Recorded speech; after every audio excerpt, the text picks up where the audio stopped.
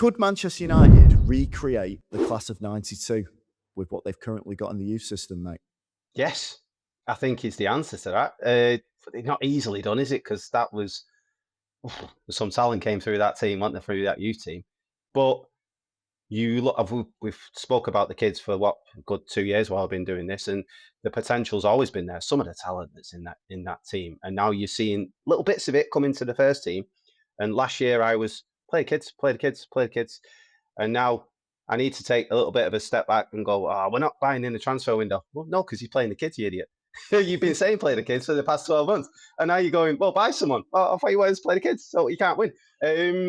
Yes, I think I'll answer your question straight out. Yes, because I think some of those players are Shea Lacey, Jim Thwaites, Noah Ajayi, JJ Gabriel. Probably not quite ready, JJ Gabriel, physically or mentally or maturity wise.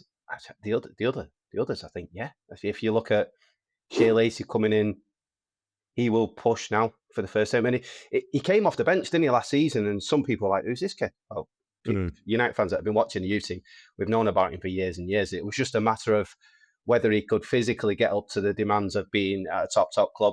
A few people like send him out on loan, will he do this? Then they've decided just to keep him around the club. He did have a couple of injury problems when he was younger, and that's probably why they decided to keep him at the club. But then when he's gone back into the team, he's a standout at that in that under-21 team. He really is. Noah Ajayi, pace, power, ability, goal scorer from the wing. Maybe that's another reason why we've not gone and got an out-and-out left winger. Marcus Rashford comes back. Is Ajayi ready to be the understudy to that position? Yes, I think he is. So that's another one where you go, we don't need left winger now. We've got Tynan Thompson coming through as well. I've said it for a while, but I think Jim Thwaites is a standout there. I think he's outstanding. I know there's a few clips going on. Came on at the weekend, played in the preseason game, and he just pings the ball around. He's like a Paul Scholes and David Beckham mixture. I love watching centre midfielders. The way he passes the ball is ping. And it's just beautiful to watch. His first touch is outstanding. He can turn on a sixpence, plays football the United way, forward, switches. We've not got many centre midfielders that have got that switch in us. They can switch it out to a full, but he can do that for fun. He could do that all day, this kid. And that's why I said earlier about don't get another centre. Do we need another centre midfielder? Mason Mount stays fit. Then you got Jim Thwaites to come through. Really exciting time. And Michael Carrick, towards the back end of last season, going watching the kids more and more when he was in and around, and he's probably going, you know what, I might give these a chance. And if that works out, Michael Carrick's his credibility as a manager. If you bring kids through at Manchester United and you do bring through another generation, that's his generation, and that's Michael Carrick is put that's my generation. He'll love that. He'll love bringing them through. And then what that also does, it says to other kids in the youth team, if I can perform well here, I can get in that first team at Manchester United. It shows them the way that you can go in the trajectory. The club's always been built on bringing kids through. So really excited. Get them in a team. Busby Babes, Fergie's fledglings, Carrick's kids. There we go. Hey, yeah. There we go. That's what it could be. The reason why I asked that, obviously, the question there about United recreating the class of 92 is that I think on some sort of level, the old romantic in me would rather Manchester United bring through a Shea Lacey, a JJ Gabriel, Noah Ajayi, even Jacob Devaney, who I think is a very good player as well. They bring those players through, and you're attached to them. Do you know what I mean? It's easier to get attached to players that have come through the academy, that have come up through the youth ranks and are then playing in the first team, than it is to go and spend, and I know this might sound like copium, but you go and spend 80 million on Sandro Tonali to play centre mid. Is that the same? Do you have that same feeling for that player? Or do you know that, he's there because you gave him the best offer? When it comes to someone like Jim Thwaites, as you say, if you're curious about what Jim Thwaites can do, you're watching this, you're listening to this, go and check out I think it's on Twitter, isn't it, and Instagram, the compilation that someone has put on there about the Paul Scholes regen, because some of the clips on that, the passes, there's some bounce passes that he does in there as well, where you're like, what? How's he pinging that over? He's set pieces, Nathan. His Yeah. set pieces are very, very David Beckham as well, and just the whip he can get, his corners, his delivery from corners is outstanding for a young kid. Yeah, Mm. and them things. Yeah, But I think just going back to my point, I think it's like if we're not going to sign any players, if we're not going to be bringing any more players in, then yeah, Carrick would cement his legacy at Manchester United by giving a break to these young lads.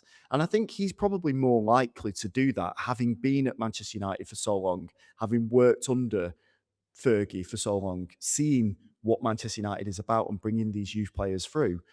I think he's probably looking for the experience. We've talked about this before. The players from the youth team coming in 92 were doing well because they had big characters around them. They had like top players around them that was going, right, clip round the air, don't do that again. Get the ball forward. This is the United way. And I think he's trying to do that by bringing in experience like Yuri Tillemans. That let's not forget, he's got massive experience. He's been playing the game since was he captain at 16, 17 of Anderlecht? something similar, like silly like that. Yeah, So Yuri Tillemans is no mug. He's coming in that team to be able to help bring these young players on. If United don't buy any more players, yes, I'm going to be annoyed at Ineos. Yes, I'm going to be annoyed at the Glazers for hamstringing Manchester United once again. But if that means if we go through this season and finish top four, and Shea Lacey and Jim Thwaites have established themselves in that squad, or any of those players that we just mentioned, I'd be more than happy because that means that we've saved that money. It's not my money, I don't care, spend it.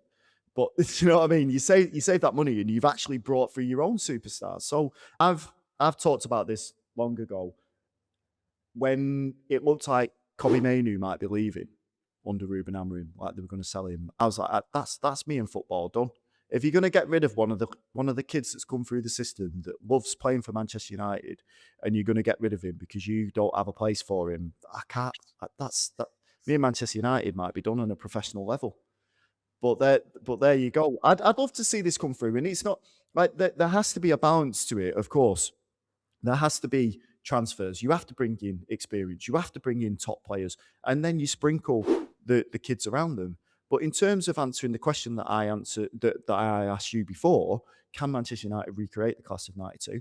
I think they've already got it. It's just being brave enough to play them alongside it, more experienced players. well, it's another golden generation in it. No doubt about it. They are a golden generation, these kids, and there's probably 7 or 8 of them that have got the ability to to play for Manchester United at a first team level. The issue, like you've quite rightly said, is the players that are already in the first team. Are they good enough to allow these kids to come in, and will they cover for them? Do you understand what I mean? Yeah. These kids are going to have they're going to have an 8 out of 10 game, then they're going to have a 2 out of 10, then they're going to have a 6 out of 10 game. So the team needs to be flying around them. The likes of Mbumo need to be scoring 20 goals. Cunha needs to be scoring 15 goals to then allow Shea Lacey to have an off game. And he's not going to be flying all season. And this is where United fans, we do put pressure on kids. When I was at Old Trafford, and I think it was Shea Lacey, he came on and he gets you excited, and then he gives the ball away, and it's like, no, don't do that. He's a young kid. He's going to make mistakes, and they Mm. learn from making mistakes. That's how you become an adult in football, is by making mistakes and by learning. Got to allow them to make mistakes, but we need the team to be winning at Mm. the same time as this kid getting his experience. I think a lot of it also comes down to where the club's ambition are. If you're happy, it was going to be the question I actually asked you. You've answered it before. Um, is the club's ambition to be, we want a youthful team and we're happy to finish top 6? I think we're quite capable of doing that and bringing the kids through. The Mm. ambition at Manchester United should always be, though, we want to win the league. We're going to try and aim to win the league. Can you do that by bringing 5 of these kids into the squad? I'm not so sure. As Alan Anton famously said it, you can't win anything with kids. You can, but the team around them needs to be Roy Keane, Peter Yeah. Schmeichel, Garrett Ballister, Steve Bruce, Eric Cantona. I don't think we have that luxury at the minute to be challenging for titles and also bringing through a golden generation. So we're going to have to be patient. If that's the way the club are going to go, got to be patient with the kids. Allow them to make mistakes. Don't expect to win every game.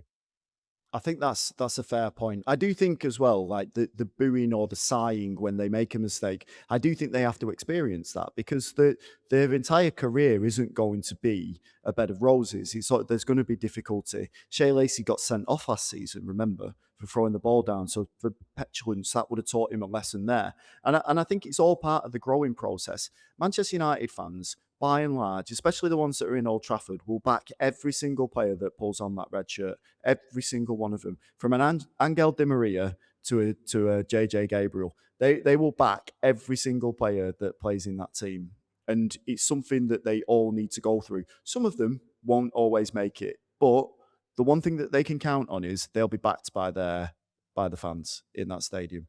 But you're right. I don't think currently Manchester United do have a strong enough spine from forward to goalkeeper to be able to go, right, we can put Jim Thwaites in here for this FA Cup game next to this person because we know our spine is going to be strong and we've got depth in it. I think we've got Lamons. I think he's solid. I don't know if he's a leader, but I think he's pretty solid. Then you've got Maguire, but he's aging.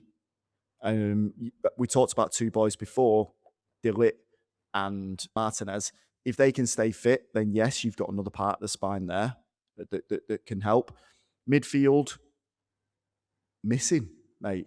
We haven't got a strong midfield. We haven't got a Casemiro in there. We haven't got someone that's been there and done it, which is, that's what we're crying out for right now, crying out for that type of position. And then up top, you got Bruno. I get it. Yep, Bruno behind the striker. But then up front, it's that spine. It's just there's leaky discs in it. Leaky discs in that Questions. spine. Yeah. Questions. Yes.